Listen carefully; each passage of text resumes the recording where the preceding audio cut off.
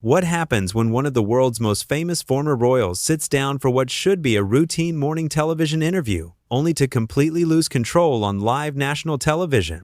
In just 41 seconds, a single comment about accountability would trigger the most shocking meltdown ever witnessed on Good Morning America, turning a duchess into the most hated guest in daytime TV history. George Stephanopoulous sat behind the familiar GMA desk that morning, his notes perfectly arranged as always. The veteran journalist had interviewed presidents, world leaders, and celebrities for decades. He thought he had seen everything. He was wrong. Good morning, everyone. I'm George Stephanopoulous, and joining us now is Meghan Markle. He began with his trademark professional smile. Thank you for being here with us today. Meghan settled into the guest chair, her posture rigid despite her attempt at a relaxed smile.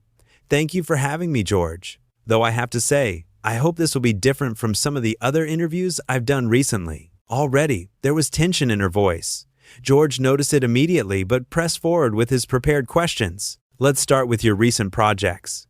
You've been working on several new ventures since stepping back from royal duties. Can you tell our viewers about what's been keeping you busy? Well, George, that's exactly the kind of question that shows how the media always wants to frame everything I do in terms of what I left behind. Meghan replied, her tone sharpening. I didn't step back from anything. I was pushed out by a system that never wanted me there in the first place. George blinked, surprised by the immediate hostility. This wasn't how morning show interviews typically started. I think our viewers are just interested in your current work, George said diplomatically. You have a new podcast series launching soon, correct? Yes, but see, this is what I mean, Meghan interrupted, leaning forward aggressively. You can't even ask about my podcast without bringing up the royal situation. It's like you people are obsessed with keeping me trapped in that narrative. The studio crew began exchanging glances. This was already going off the rails, and they were only 3 minutes into what was supposed to be a 20-minute segment. I'm sorry if I gave that impression, George said, maintaining his professional composure.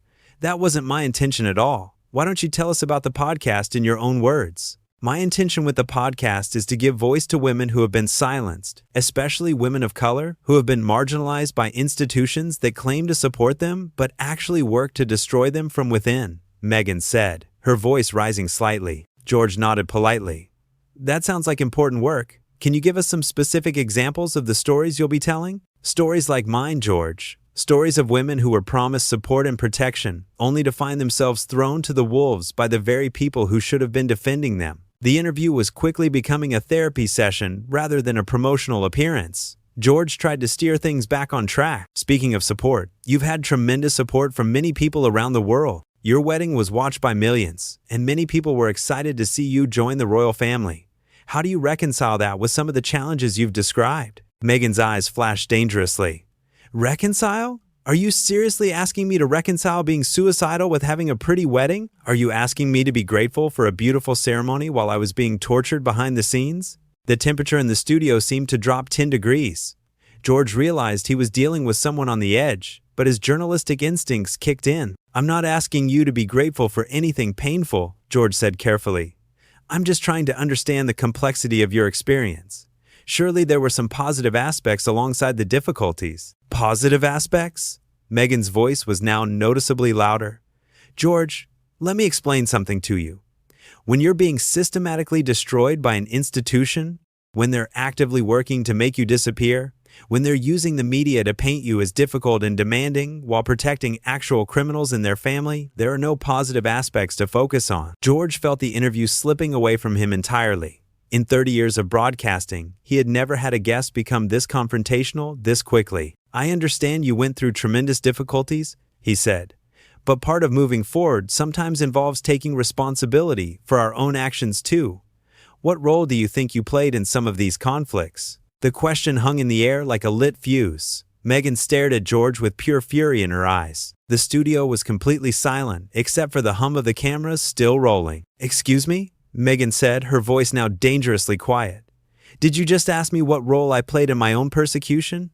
What I'm asking, George replied, keeping his voice steady despite the obvious danger in the air, is whether there might be value in looking at both sides of these situations.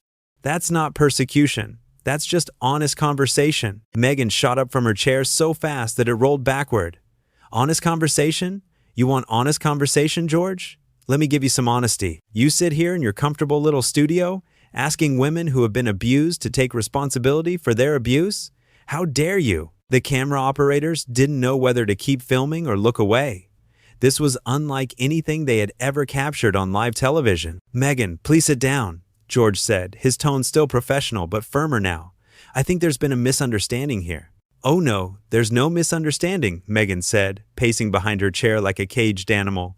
"You understand perfectly. You're just like all the rest of them. You want me to smile and nod and apologize for existing while they get away with everything." George realized he needed to regain control of his own show. "I'm not asking you to apologize for existing. I'm asking you to have an adult conversation about complex situations." "Adult conversation?" Meghan laughed bitterly. "You mean the kind of adult conversation where I pretend that a racist institution didn't try to destroy me? Where I pretend that the media didn't participate in a coordinated attack on my character? Where I take responsibility for other people's hatred?" "Nobody is denying that you faced real challenges," George said. "But success often comes from focusing on what we can control rather than what we can't." That was apparently the wrong thing to say. Meghan whirled around to face him directly, her finger pointing accusingly. "Control? You think I could control the headlines calling me difficult when I was literally just trying to do my job? You think I could control palace staff leaking lies about me to their favorite reporters? You think I could control them refusing to defend me when the attacks got so bad that I wanted to end my own life?" The mention of suicide made everyone in the studio uncomfortable, but George pressed on. He had interviewed too many people trying to manipulate situations with emotional appeals. "Mental health struggles are serious and real," George said, "but using them to avoid accountability isn't helpful to anyone, including yourself." The words hit Meghan like a physical blow. For a moment, she was completely silent, staring at George with an expression of pure disbelief. "Using them to avoid accountability?" she repeated slowly.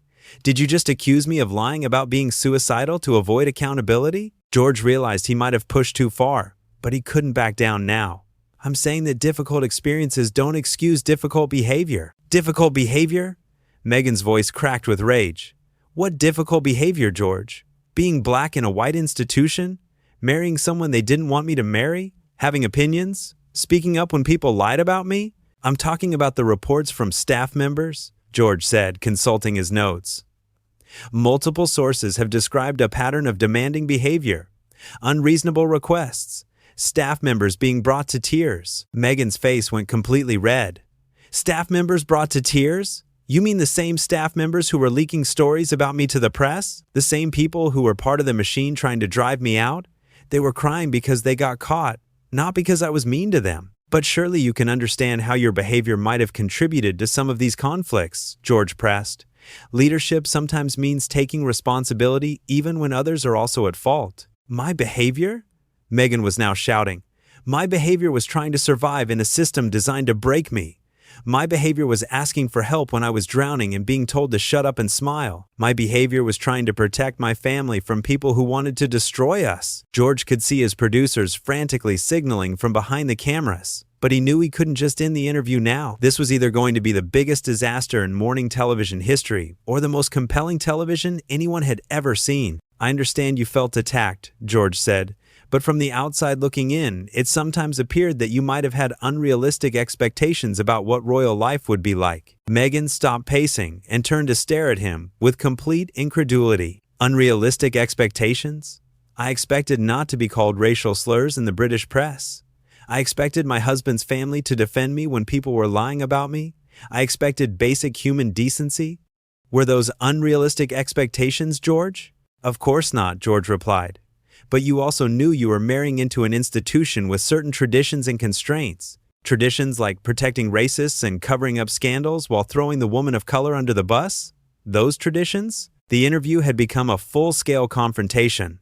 George knew he was either about to make career-defining television or end his career entirely.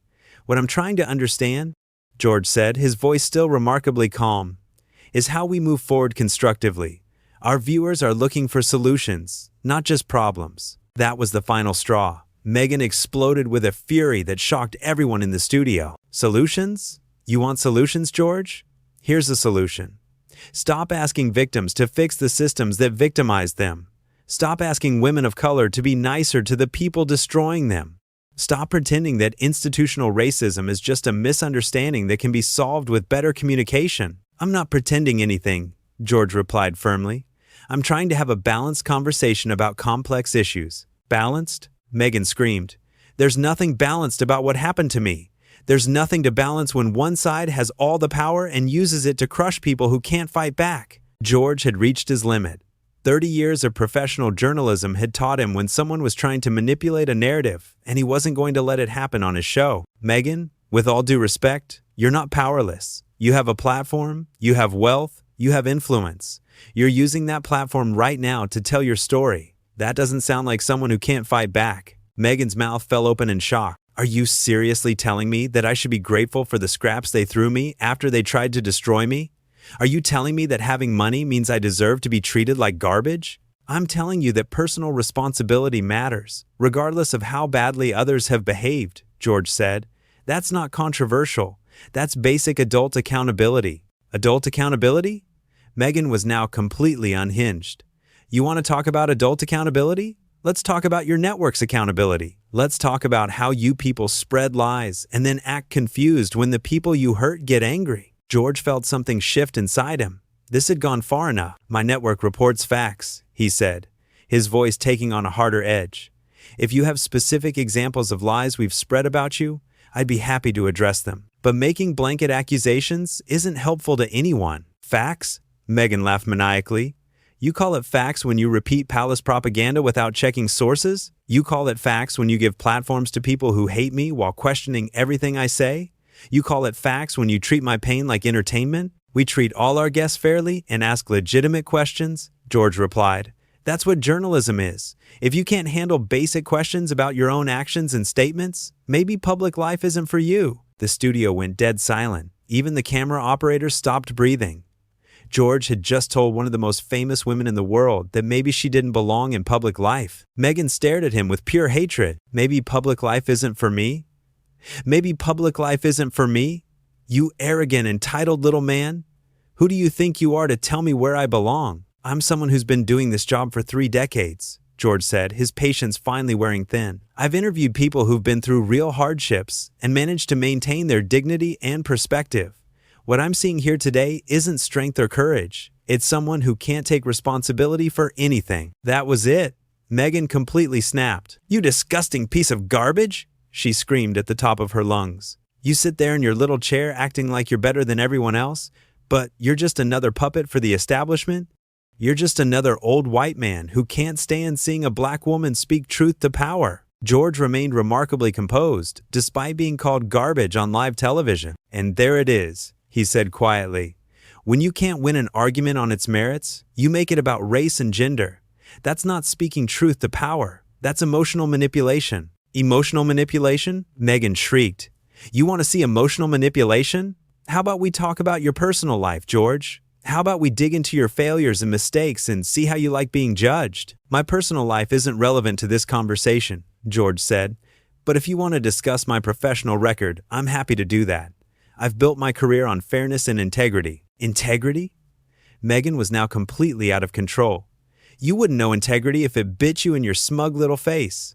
You're a joke, George. A sad little man playing pretend journalist while real people suffer." The producers were frantically signaling to cut to commercial, but George held up his hand. He wasn't finished. "I think our viewers can see exactly what kind of person you really are," George said with devastating calm.